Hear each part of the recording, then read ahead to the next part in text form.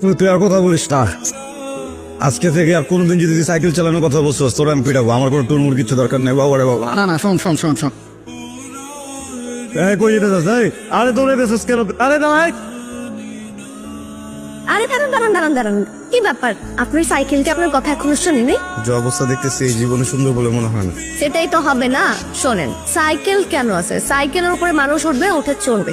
Cycle মানুষের কাজের উপরে চড়ে বসে, ঠিক আছে? যতদিন এটা কাজের উপরে রাখবেন ততদিন আপনার পা দিয়ে হাইটে হেঁটে যাইতে হবে সব জায়গায়। শোনেন, সাইকেল নামান, আমি আপনাকে সাইকেল চালানো শিখে দিচ্ছি। নামান। কি সাইকেল চালানো শিখাবি? ওটা তুমি নেওয়া। হ্যাঁ, আমি চাই সাইকেল চালাতে পারি না ওইভাবে, আমি বুঝতে পারছি, বাট আমি ডিরেকশন তো নিতে পারি। আমি আপনাকে ডিরেকশন দিচ্ছি, আপনি আমার কথা শোনেন। সাইকেল চালাতে গেলে প্রথমে আপনার মাথায় কি রাখতে হবে? আপনার সাইকেল চালানো শিখতেই হবে, ঠিক আছে?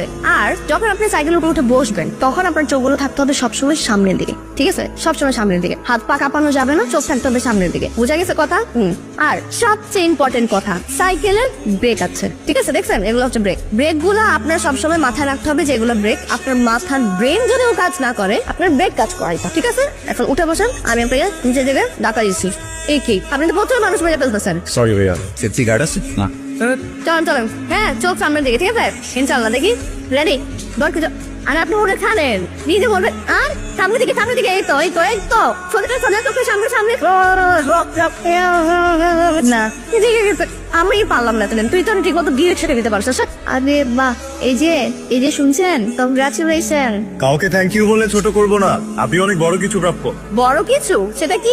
এখন জানি না, জানতে বলবো। এই যে সাইকেলওয়ালা, এই যে মিস্টার, আপনাকে বলতেছি, এদিকে আসেন। যে আমাকে বলছেন কি ব্যাপার? আমরা অপরিচিতদের মতো বিহেভ করছেন কেন? যেন আমাকে চিনি না, প্রথম দেখছেন। এনিওয়ে, নাম কি আপনার? তাহির, মোহাম্মদ তাহির। আমি মায়া। আপনি কি আমার কিছু চুরি করেছেন? না তো। ডাকাতি করেছেন? আমি কি আপনার কাছে টাকা পাই? সেটা এই জীবনে তো সম্ভব না। তাহলে আমাকে থেকে পালাচ্ছিলেন কেন? ওই পালাচ্ছিলাম না তো। মিথ্যা কথা বললে কিন্তু আমার রাগ কন্ট্রোলে থাকে না, রাগ উঠেছে। তাহলে তখন কি করলে রাগ কন্ট্রোলে চলে আসে? সত্যি বলে দেন, এমনি রাগ নেমে যাবে। সত্যি সত্যি সত্যি সত্যি সত্যি সত্যি সত্যি সত্যি সত্যি সত্যি অনেকবার বলে ফেললাম, এখন রাগ কন্ট্রোল। রাগ কিন্তু আরো বেড়ে যেতেছে। সরি, রাগ বাড়ানোর কিছু নেই। আসলে হয় কি, আজ কয়েকদিন ধরে নিজের কাছে খুব বখাটে মনে হচ্ছে, তাই পালাচ্ছিলাম।